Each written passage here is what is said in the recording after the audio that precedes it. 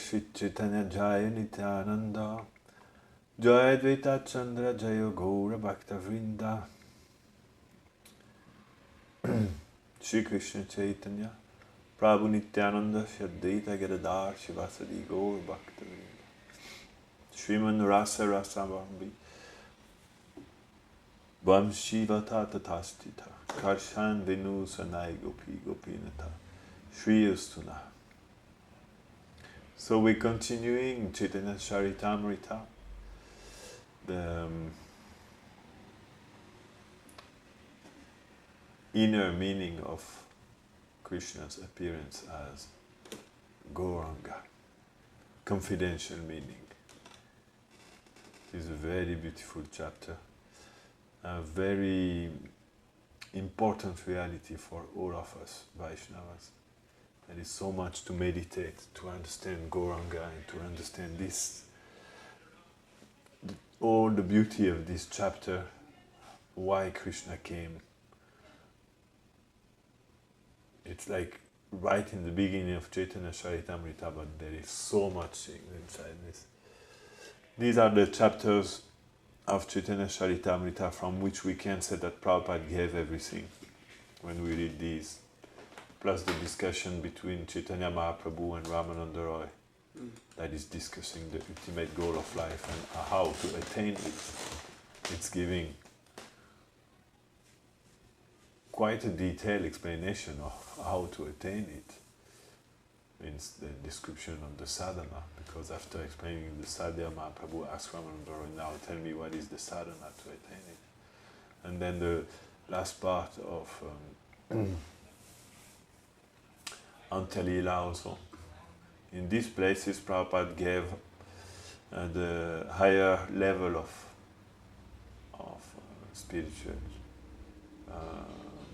path. He didn't expand so much about it, but there is sufficiently enough to imbibe it at heart, and then to find all the other details from our Acharya, small details, because they have expanded a little bit more about it. So this chapter is just amazing. We were explaining last time how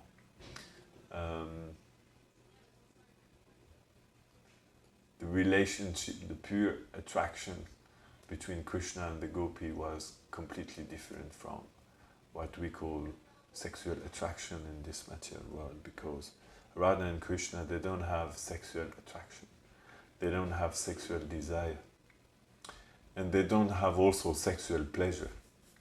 But the conditioned soul in this world, they feel some kind of pleasure, they call this sexual pleasure. This sensation doesn't exist in them, so they don't need to, how to say, to experience it, because they don't have, it doesn't exist. The only thing that exists in Krishna is pure love, and then that pure love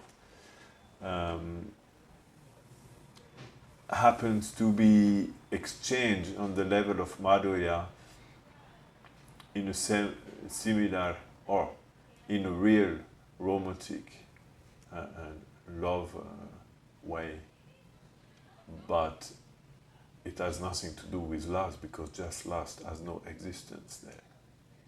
So we have to understand it looks like something really material and low in the material world, but it's actually completely pure, because it's made of the purest thing. It's a little bit difficult for our mind to adjust this, because our mind assimilates this bodily contact, and romance to something which is very particular in material world, which is karma. And we have difficulty to imagine it in another context, because it's so connected together in our consciousness. But in the pastime of Radha and Krishna, even when they embrace each other, there is absolutely no lust.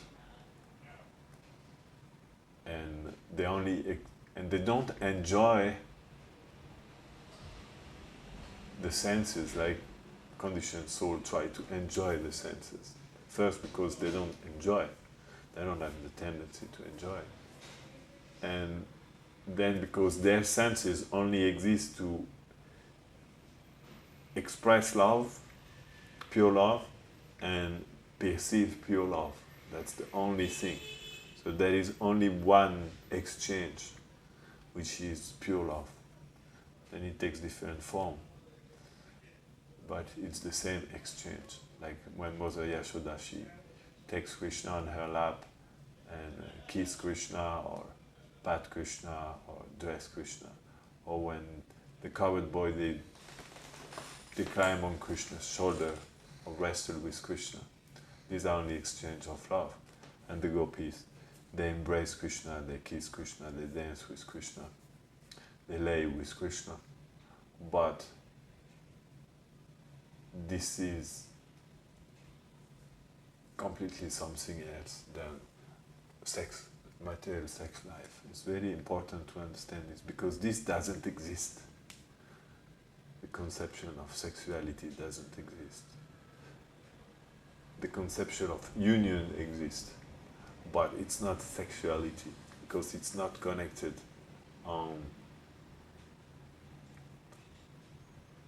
Like for the conditioned soul, it's like they're trying to enjoy some particular things, some particular sensation, which doesn't exist in Radha and Krishna. The only thing that exists is the pure love in their heart, and it's flooding everything. So for them, they just try to merge in each other's love, and that's take the same appearance, but it's fundamentally different. So we were in the verse 431, Dharma Shadi Rag Duhe Karaye Milan, Kabu Mile, Kabu Namile, Daivera Gatan. Prabhupada translates, pure attachment, raga, pure love, will unite us even at the expense of moral and religious duties, dharma. Destiny will sometimes bring us together and sometimes separates us. So this verse has two things. The first thing Prabhupada will explain about the meeting of the gopis and Krishna. The gopis came out to meet Krishna in the dead of night when they heard the sound of his flute. Here comes the flute. The flute of Krishna is something we have to take at heart. It's very important for us, the flute of Krishna. We have to become friends with the flute of Krishna. The flute of Krishna is our good friend.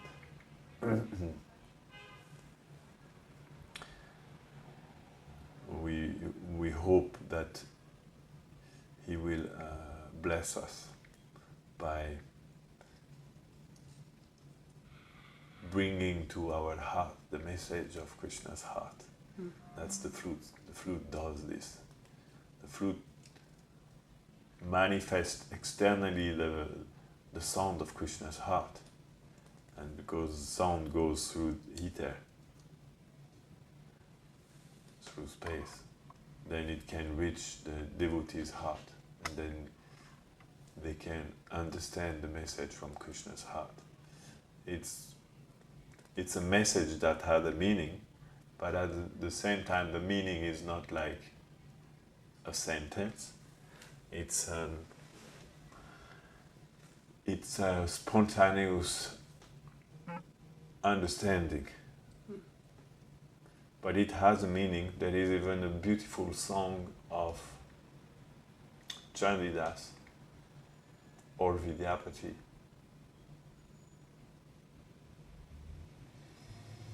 I don't remember exactly, but their songs are very similar.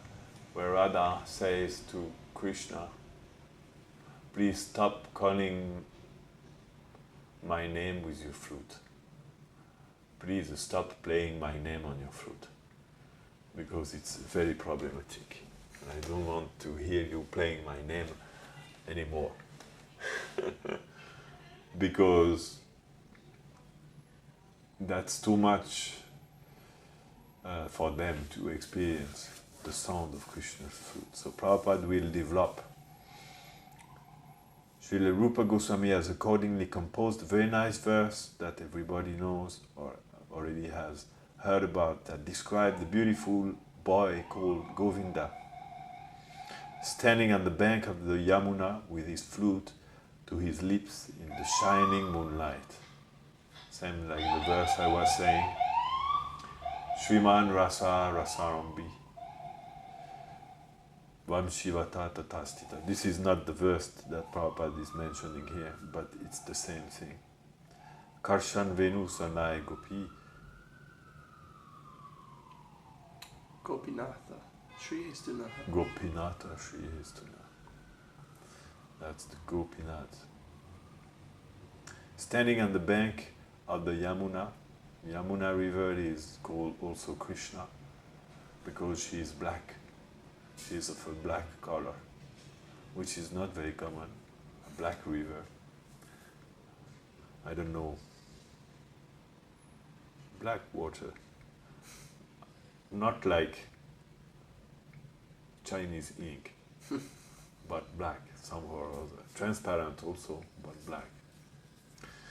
Means that the global aspect of water is dark. It's very beautiful water because the Yamuna is ecstatic water. It's a water made of prema. And not only of prema, but of a particular prema. Because everything is made of pure love in the world of Krishna, but everything is made of a unique feeling of pure love. So the river Yamuna has a unique feeling, very close to Vishaka because she's a manifestation of Vishaka. There is a similarity between the love of Vishaka and the love of the nature of the love of the Yamuna, which is contained within the Yamuna. So Yamuna is a particular feeling of prema. And if you put your hands in the Yamuna, and you feel this feeling of the river Yamuna. It's like when you associate with a particular Vaishnav, his mood of devotion will be present. And you know, if I go to listen to this Maharaj or this Swami or this great soul, you will hear from them some particular mood of devotion. And sometimes you can even recognize who is speaking without seeing the speaker. And even if you wouldn't hear the voice of the speaker, by the particular mood that he expressed, by reading it, for example, you could understand, oh, this is such and such who is speaking. Because everyone has a particular mood. So Yamuna, she has also a very special mood, very beautiful mood. And same thing, Yamuna Devi is our very good friend. We should make friend with Yamuna Devi. It's very important for us to connect with all these very close associates of Radha and Krishna.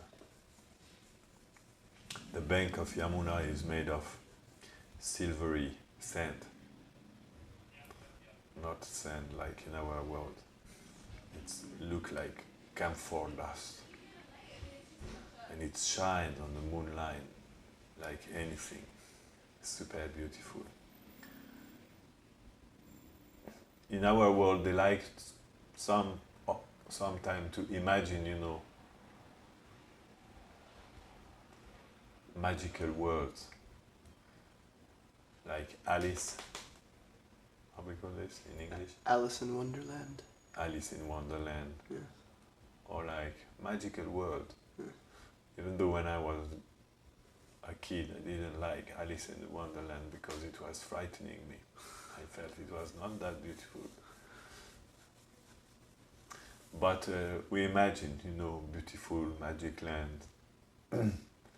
But the world of Goloka is much more magic than what we can imagine. It's super magic in all details, and everything is pure love, and everything is actually manifestation of different feelings of love. The river Yamuna is very sweet, and she is decorated.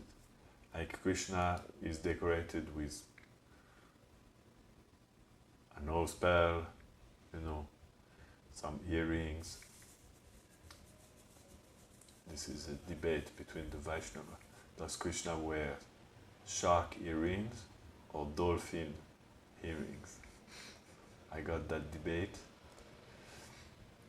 with some great souls, because Prabhupada writes sometimes shark, the Sanskrit word being makara, but in some other places makara is translated as dolphin. So this is a question. But if you deepen the question, then you learn that Radharani, she has some makara painted on her cheeks. So would Radharani paint shark on her cheeks? That would look a little bit strange, And also on her breast, there are some makaras. And then you learn that makara is the symbol of Cupid. Would the symbol of Cupid be a shark? Doesn't sound very appropriate, but the dolphin makes it better. And the dolphin on Radharani's cheek fits also. And the dolphin, as a Krishna's hearing, also fit, because Krishna is sweet. Madhuram, Madhuram, Madhuram, Madhuram. That's the conclusion, Everything is sweet in Krishna.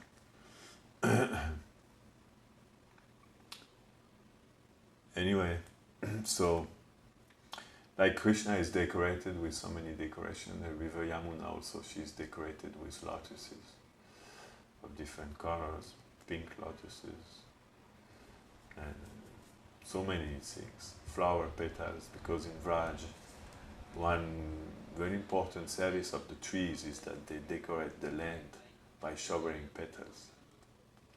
Very fresh, beautiful petals. Have you ever seen some line of cherry blossom in spring, when all the pink cherry blossom, when all the pink petals, because they don't last long. They are very beautiful when they are like this, flourished, but then after 1 week or two, all the petals, they start to fall on the earth, and then it becomes super beautiful. That's Vraj, some glimpses of what is the world of Krishna.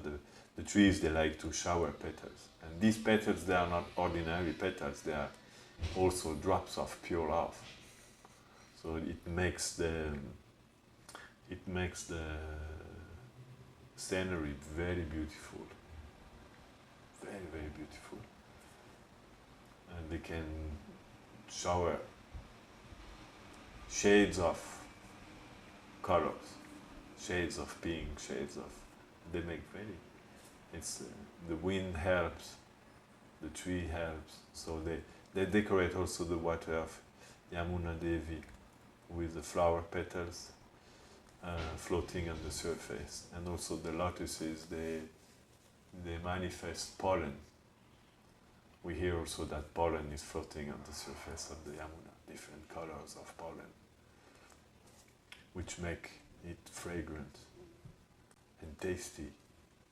You can make the best drink in the world, sweetest drink preparation, that won't fit the taste of the Yamuna water. Yamuna water has natural taste, which is like if you would drink some lemonade or something like that, but it's much better than lemonade is a taste of this world. In Venu Gita, I think Sri Ramaraj explains that it's like grape juice mixed with milk and sugar. That's what he said? Yeah. About the Yamuna? Yes. So who can understand? we need to try this recipes. Grape juice mixed with milk and sugar. Yeah. I mean, grape juice is already quite sweet. So mixed with sugar on top of it and milk. I'd like to try that. Anyway, so the Yamuna is a very special place, and Krishna is there on the bank of the Yamuna in the dead of night, in the shining moonlight, Prabhupada explains. This is the rasa of Prabhupada. Prabhupada becomes Rasika here. He's always Rasika, but sometimes he lets his poetry come out with his flute to his lips. So Krishna's lips, they are very extraordinarily beautiful also and sweet. That's why we call Krishna Smita Krishna. Smita is like because his lips, they are slightly smiling also. The lips of Krishna are Adara Amrita. There is a special nectar on Krishna's lips. Krishna Adara Amrita. That nectar is a nectar of immortality. Whoever will be touched by this nectar will become immortal. But at the same time, Amrita, according to the dictionary, Sanskrit dictionary, means also poison. Because whoever will be touched by the Amrita, the nectar of Krishna, or the poison of Krishna's lips, will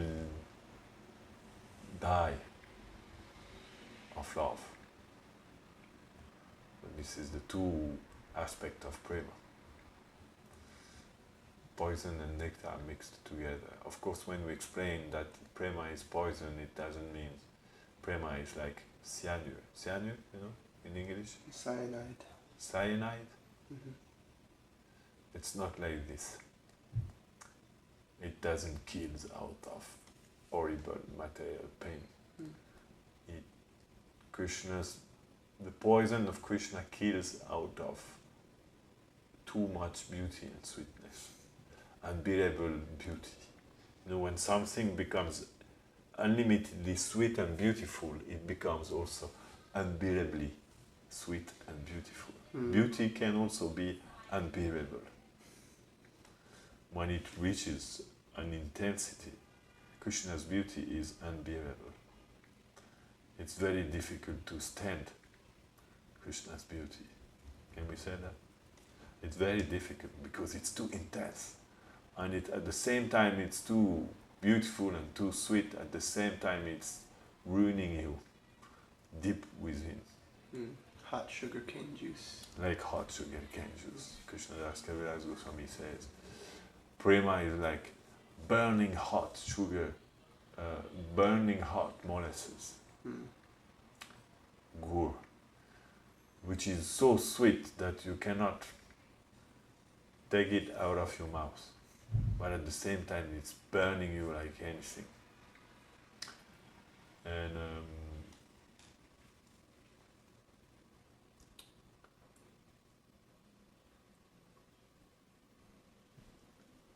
yes, so that's the nature of the nectar of Krishna's lips. And Krishna transmits this nectar in different ways. One way through the food, Adaramrita, the nectar of Krishna's lips goes into the food that was touched by Krishna's lips. It goes also through his words, and it goes also through the sound of his flute. By hearing the sound of the flute, they don't hear only the sound, they're also being touched by the nectar of Krishna's lips, which is actually the manifestation of his love, of his heart. Those who want to enjoy life in the materialistic way of society, friendship and love should not go to the Yamuna to see the form of Govinda. That's Rupa Goswami's verse. If you want to be happy in this world, my dear friend, don't go there. Don't listen to that sound. Don't see that young boy who is playing the flute on the bank of the Yamuna in the moonlight. Don't see that, because if you see that, you won't be able anymore to be happy in this material world. it's a verse that often devotees find funny, but it's not funny because it's very relevant for us. Very, very relevant for us.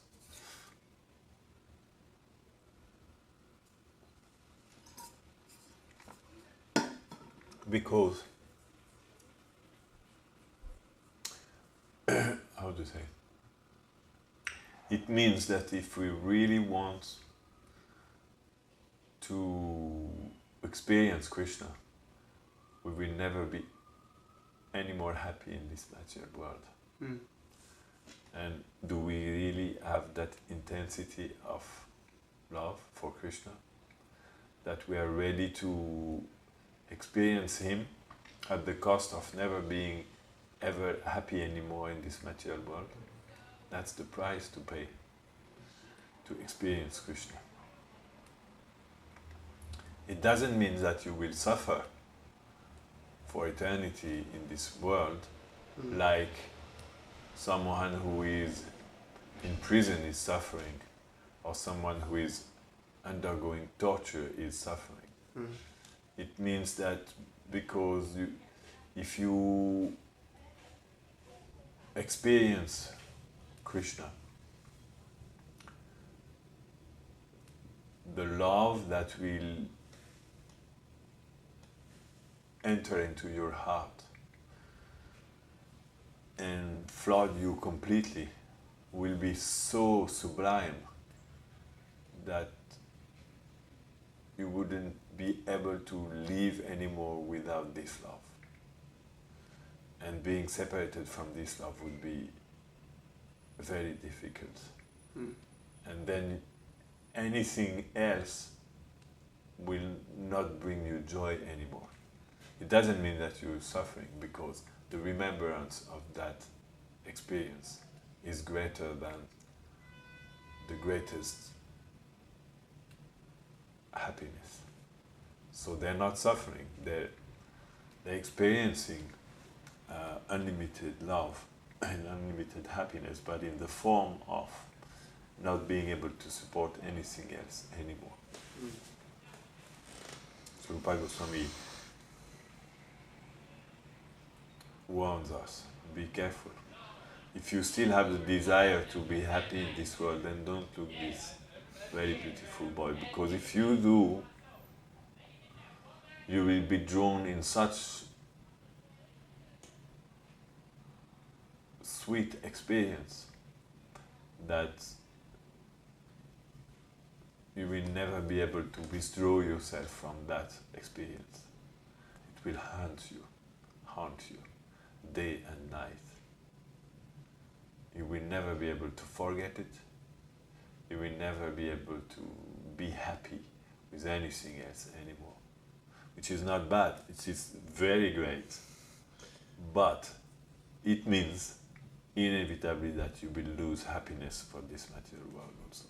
You will lose any interest, and you will never be able to be happy again in the material world. Sure. But that's a sacrifice that we have. It's not a sacrifice actually, because it's so more beautiful, but very often misunderstood in our life, that this is what it means to see Krishna.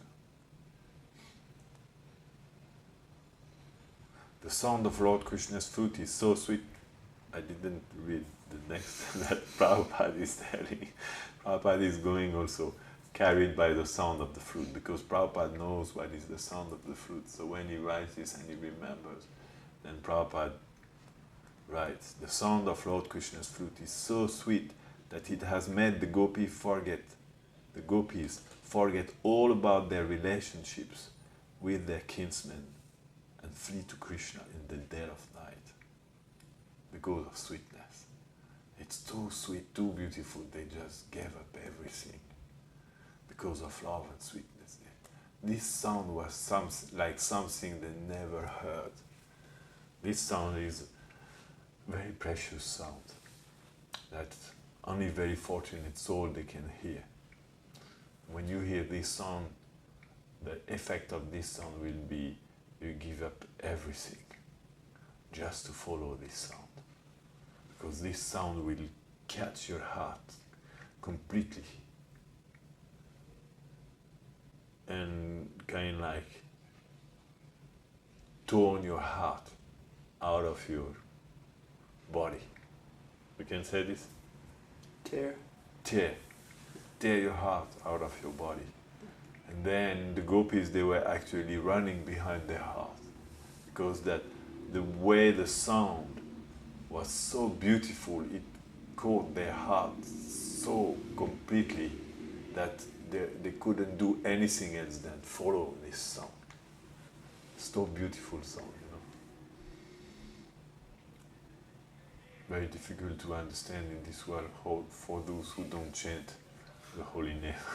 Only by chanting the holy name we can have some glimpses by the mercy of Radha and Krishna, who are the holy name. And by the way, the holy name is also the sound of Krishna's flute.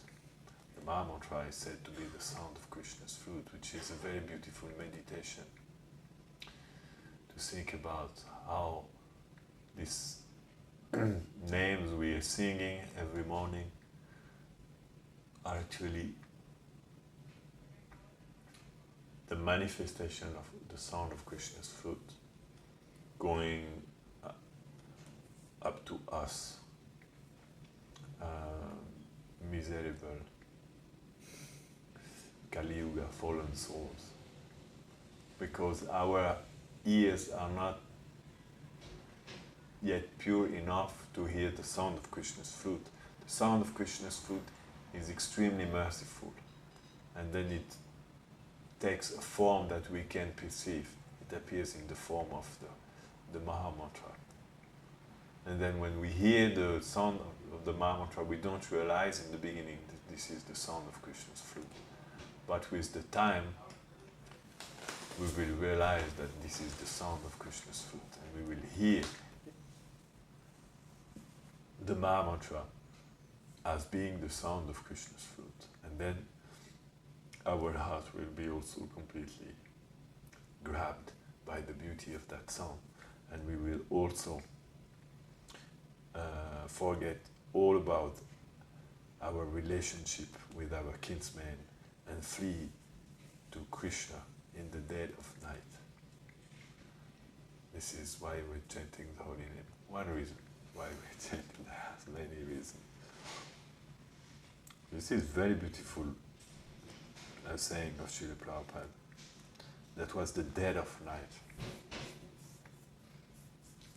Already we said the gopis, they live by 10:48, which is quite late at night in the Nitya Leelas. 10:48 is the time where mostly everybody goes to sleep. I mean, in our modern cities, maybe not, because people have become very crazy. They sometimes just don't sleep at all, or they end up sleeping at 3 a.m. or 4 a.m. But in a real balanced life, like Raj, at 10:48 everybody is asleep, soundly asleep. And then they go in the dead of night and they just run in the dark forest, just following the sweetness of this sound.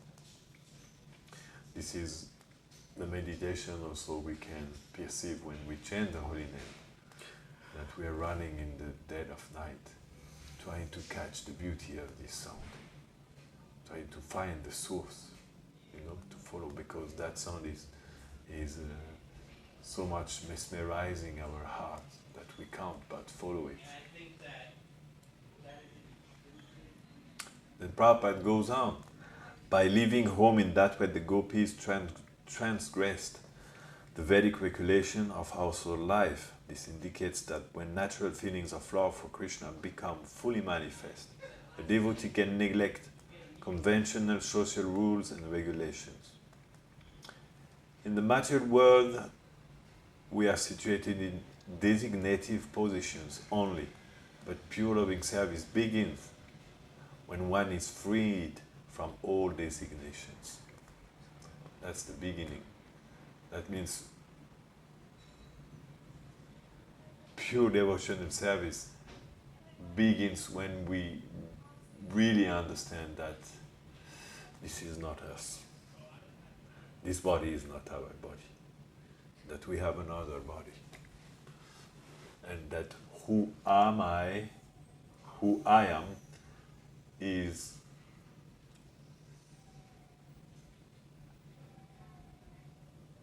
a person in Krishna's pastime. And I have an identity in Krishna's pastime. And I have a name, and I have a form, and I have a color, and I have a dress. This is what we call being freed from all material designations, by understanding what is the meaning of Krishna and Nitya Das. We are an eternal servant of Krishna. So an eternal servant of Krishna has an eternal form, has an eternal name, has eternal service, has eternal family, eternal relationship with Krishna. And when we understand this is what we are, and what we see in the mirror every day is not what we are. What we see when we look at our body every day, when we see our hands, feet, and anything is not what we are. This is not us. When love for Krishna is awakened, the designative positions are awakened, overcome. So we need to develop that beautiful love. And then we can hear the sound of Krishna's flute, when we understand, I am another person. Because we are another person. We are someone else. But our concept of I and mine, our concept of ego or identity must be transferred from this, even identity as a devotee that we have. I am such and such Das.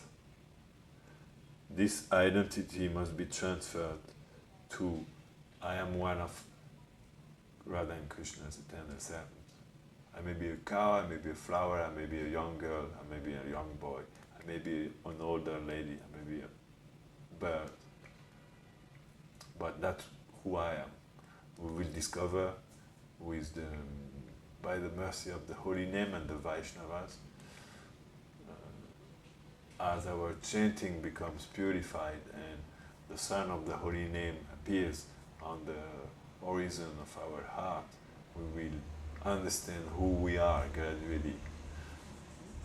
Like when the sun rises, we start to see gradually the darkness disappearing, and then we start to see the world around.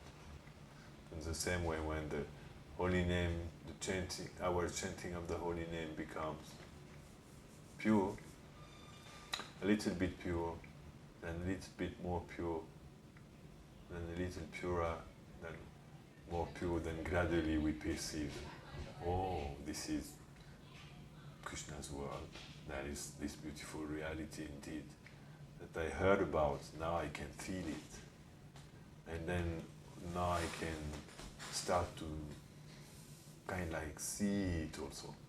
You know, when the sun, in the very beginning of the day at dawn, you can't see but you can see.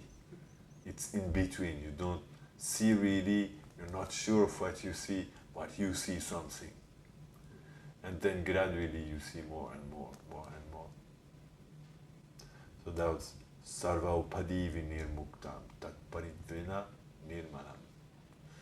Rishikesha Rishikena Sevanam Bhakti Ruchiti.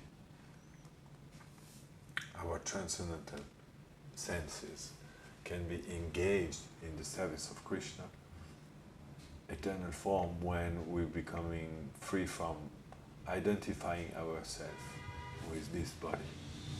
We should not always think, I am not this body, I'm not this body, I'm not this. Yeah, what I am. We should rather think, if I am not this body, I think every devotee all over the world have understood, at least theoretically, I am not this body.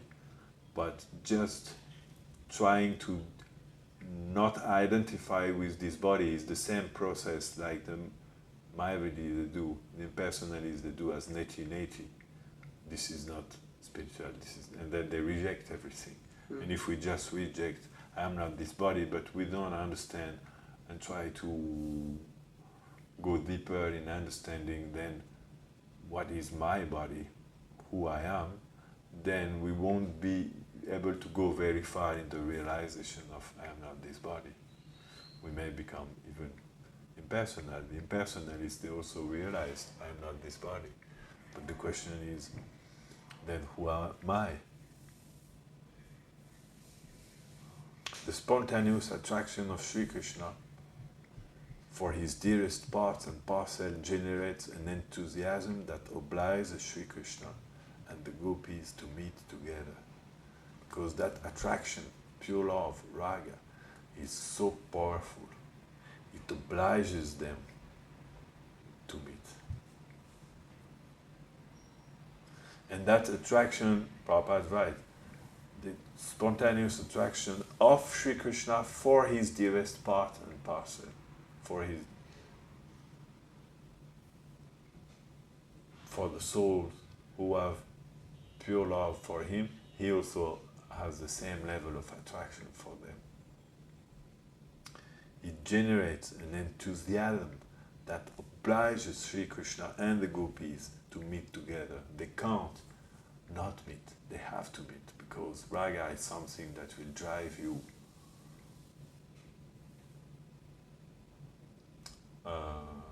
more strongly than anything else. So it will erase everything else in your life. When this real raga,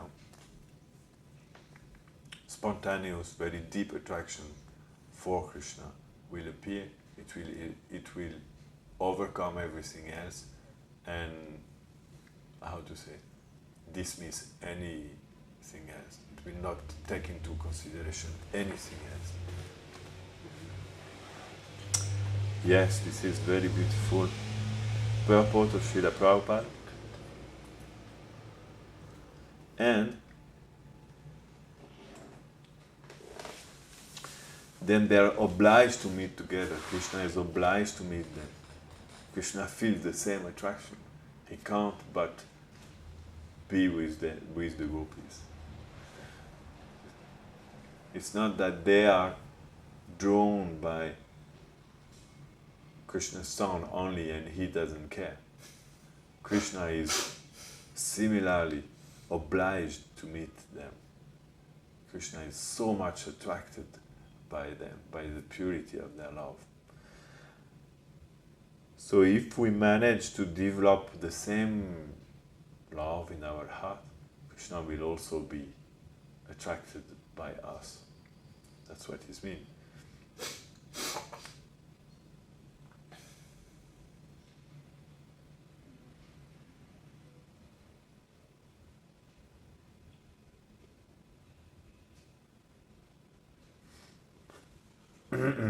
So, to celebrate this transcendental enthusiasm, there is a need of a sentiment of separation between the lover and the beloved. Prabhupada now introduced the second half of the verse. Destiny will sometimes bring us together and sometimes separates us. Kabu mile, kabu na mile. Mile means meeting. Sometimes we will be able to meet, sometimes we won't be able to meet. Namide. Devera gatan. Devera is destiny. What is this destiny?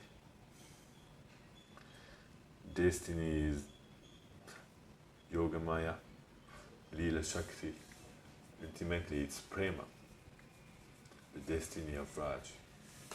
Sometimes Prema will allow us to meet, sometimes not. And Prabhupada explained that the need of the sentiment of separation is super important. It's the force that generates prema.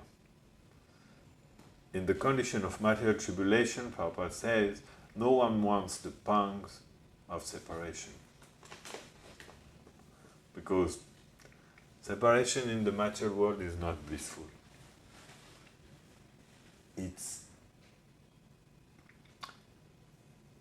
painful and it's confusing. You don't understand, you suffer, you don't know why. You become depressed. Why you're suffering such things. It's more painful than material pain or injury. But in the transcendental form, Prabhupada says, the very same separation, being absolute in its nature, strengthens the ties of love and enhances the desire of the lover and the beloved to meet. That means separation strengthens the ties of pure love, of prema. And it enhances prema. So separation is very important ingredient because separation will make prema always grow. When you feel separation from someone, then you become bound more and more and more to that person. Your love strengthens, deepens. So that the dynamic of separation is actually super beautiful.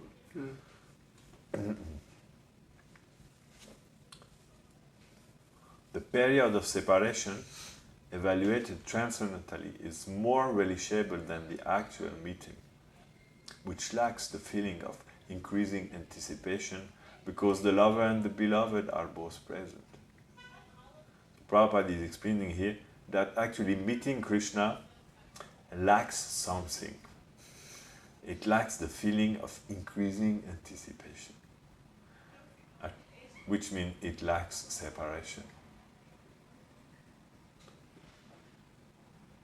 This is unbelievable tattva of prema. That meeting Krishna feels like incomplete because it lacks the feeling of separation from Krishna. So when the gopi, they don't see Krishna, they remember Krishna. And because they remember Krishna, then they experience Krishna inside their heart. And then when they finally see Krishna, they see Krishna. But they lose their experience of Krishna internally because separation is finished. So they feel uncomfortable for this. They look in their hand, they say, oh, where is my internal experience of Krishna that I had because of the separation? Now it's gone. And they feel uncomfortable because of this. Krishna is there in front of them, but they're disturbed because they're fearing that he will disappear from their heart, or they're fearing that he has disappeared from their heart. It's like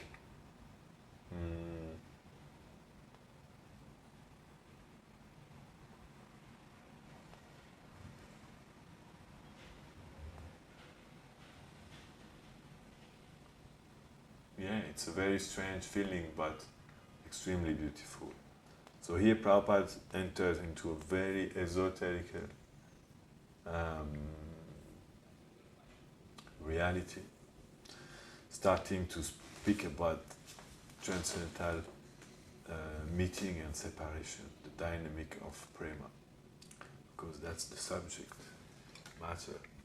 That's what Krishna comes to manifest in this world, and that's what by which he is himself, I would say, amazed. Chamatkara.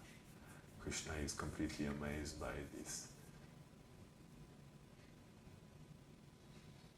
exchanges of love in form of meeting and then separation. It creates a dynamic experience that builds up every second. It builds up, it builds up. Thesis, antithesis, synthesis. Meeting, separation, meeting, separation. Meeting, separation, meeting. It's like thesis, antithesis, synthesis. But the synthesis becomes another thesis for another antithesis. And then another synthesis of meeting comes. But then separation comes again. And then meeting comes. But finally, to resolve the separation. But then again, separation will come. It has to go on like this forever, because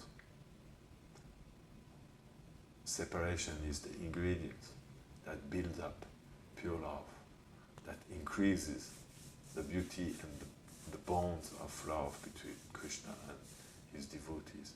So on the topmost level, for the gopis, for example, and particularly for them, that their love reaches such a high level that this feeling of separation never disappears, even when they meet Krishna. That's what Sanatana Goswami explains in the Brihad Bhagavatamrita. And he relates Krishna explaining this reality to Narada Muni in Dwarka. Krishna explained that actually the experience of separation is so special that when my devotee experiences it, they become confused when this feeling of separation stops. And if they are to meet me and this feeling of separation stops, they will pray that this separation manifests again so that they can experience it more. And then Krishna, so Krishna has this nature, he will bring you to something unbelievable, and then he will show you that still there is more. So Krishna says this, which is already unthinkable, to understand that when they meet Krishna, they still want to again feel separation from Krishna. Because separation from Krishna is such a sublime experience, even though it's heartbreaking, even though it's so painful because it's torrents of tears, it's an overwhelming feeling, it's like tidal wave of despair, but still this despair is pervaded with a simultaneous bliss that is so unlimited that it becomes even greater than the bliss of meeting Krishna. Mm-hmm. But then Krishna said, but this is true only for everyone except for the gopis. The gopis, when they meet me, they don't pray for being able to experience again the feeling of separation. Because for them, the feeling of separation never stops, even when they meet me. So they don't need to pray for it again.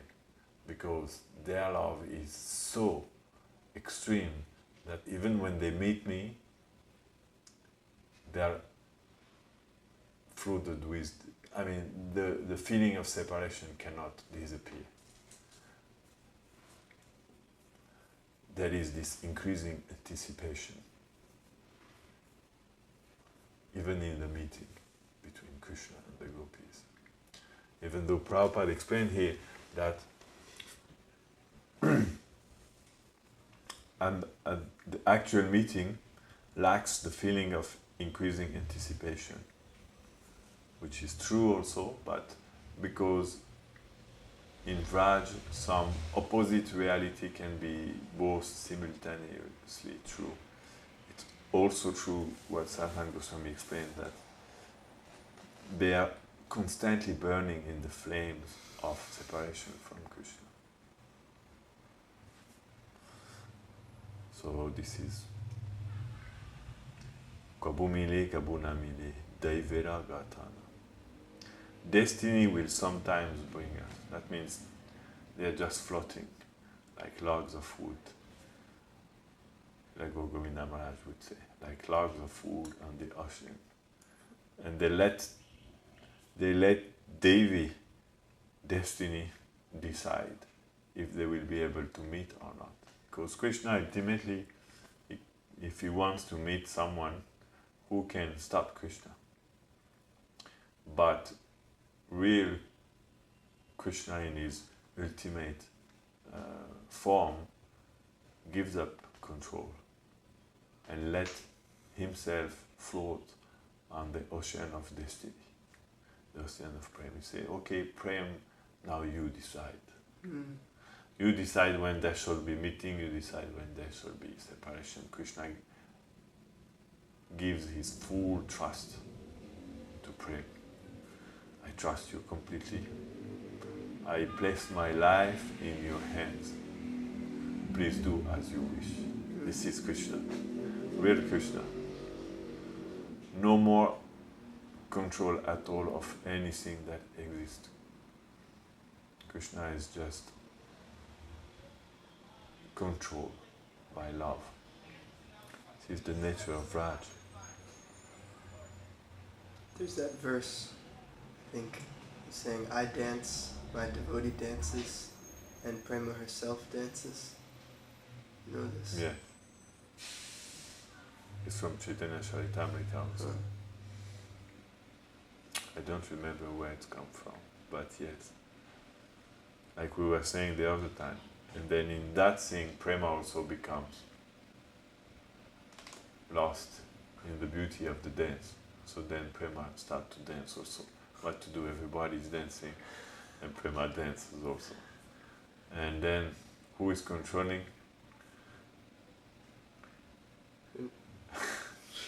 We can't say. We have to experience that in order to say what is what. Esa barasa neriasa karibo ajwada. Edvari karibo sabha bhakti prasad. Krishna said, yes, I will experience all these pure spiritual mellows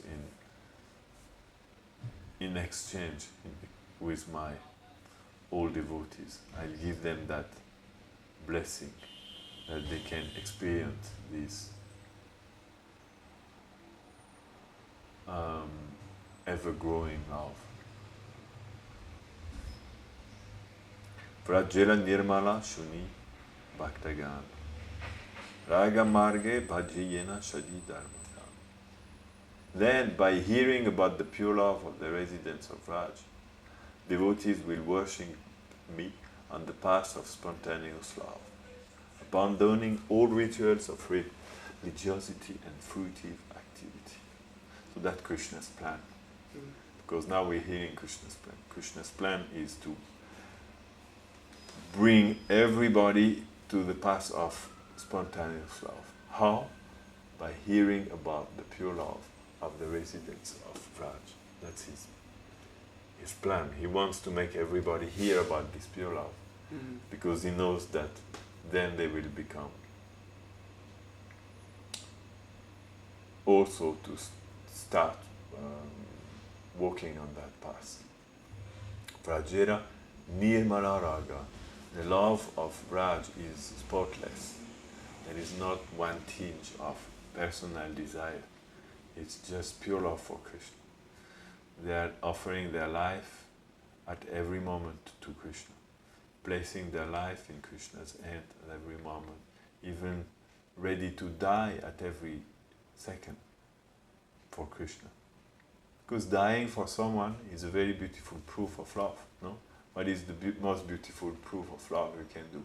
Give your life. Die for someone. Can we imagine? Dying for someone? It's such a beautiful proof of love. It's the kind of like ultimate proof of love. Because in the material world, life is the ultimate thing you have. Because if you don't have life, then you don't have anything more. In the spiritual world, also, life is the ultimate thing you have. Prana. It's called prana. This feeling also exists in the spiritual world, that they want to give their life to Krishna. They're ready to die for Krishna. This is the way of expressing their love. So that's the love of Raj. And Krishna says, Vrajera Nirmala Raga Shuni Bhaktagan. The devotees, they should hear about this love. This is Krishna's plan. He wants the devotees to hear about this love. Not that we should not speak about Vrajera Raga, the pure love of Raj, and Krishna and the gopis. Krishna wants us to hear about it, because he knows if we hear about it, then our heart will be attracted, and we will also enter into the path of spontaneous love. That's Krishna's plan, that's what Krishna wants. Okay, well, we'll stop here. Next time we will start on this point. Prabhupada now will explain some beautiful things about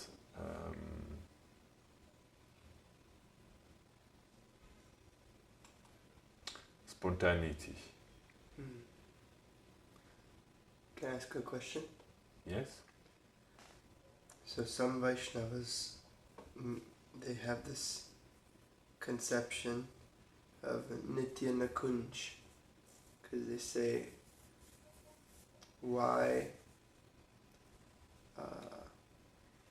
force Radha and Krishna to go through separation when anyway their love is increasing at every moment? So what would you say to them?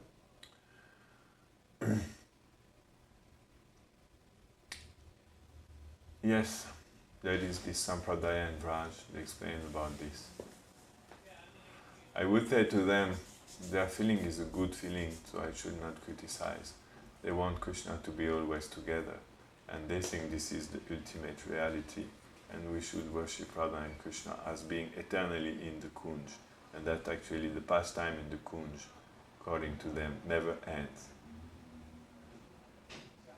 We can't criticize this, because this is what all the gopi dreams, this is what all the Manjari dreams, this is what Radha and Krishna, they dream in one way. So we cannot say that this is bad, this is very good desire.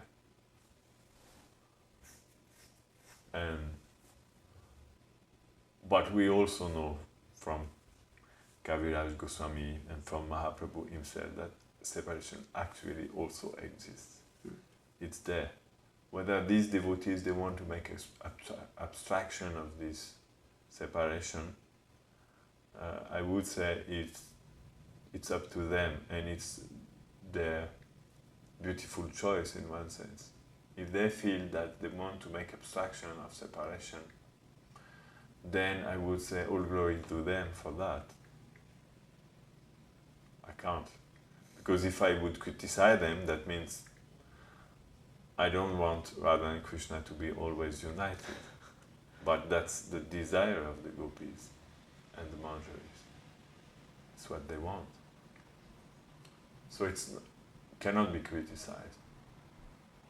Ultimately, I do understand by Raghunath Das Goswami, by Rupa, by Mahaprabhu, Radha and Krishna themselves, by Prabhupada, that separation also exists, and that it makes not pure love less beautiful, but actually more beautiful. So I think I prefer to follow this path. Because first, that the path through which Radha and Krishna they came to me, and to which my heart is attracted. But I don't think these two paths are incompatible. I think this is just a choice of these Vaishnavas, and all glory to them if they want to feel like this, and whoever wants to feel like that should or could join them, because this is also a pure desire. Then another thing, according to my understanding, every pastime of Krishna is eternal because it's beyond time. So it is also true that the moments, the pastime when Radha and Krishna are in the kunj of Raj together with the gopis or alone, these moments, they also exist and continue to exist in eternity forever. So whoever wants to stick there and just stop living in the other reality of the flowing pastimes, the time, so to say, eternal time of Raj, which is also including a flow, like in this world, if they don't want this and they want to stick to that moment in time where Radha and Krishna are together, technically it's possible also, because it exists for eternity. It never stops. This every instant of Krishna's pastime exists also in eternity. So if someone has that desire, I think it's possible Krishna will fulfill the desire of this person and they will live.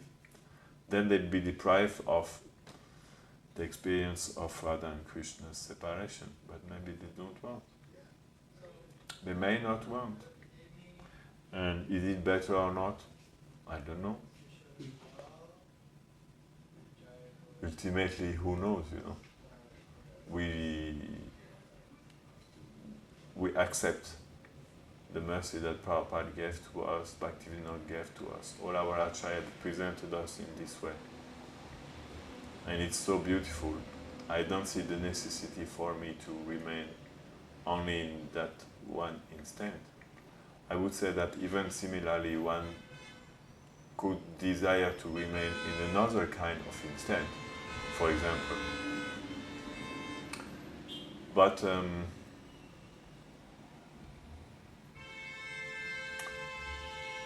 so this is what I would answer to a complicated question. We have to give a complicated answer. Jai. The pure love of Raj, Ki Jai. Jai. May that divine attraction for Krishna brought to us by the sound of his divine flute come to our life and tear out our heart and brings it to him. Jai, thank you very much, all devotees. Shri Prabhupada Ki Jai. Jai.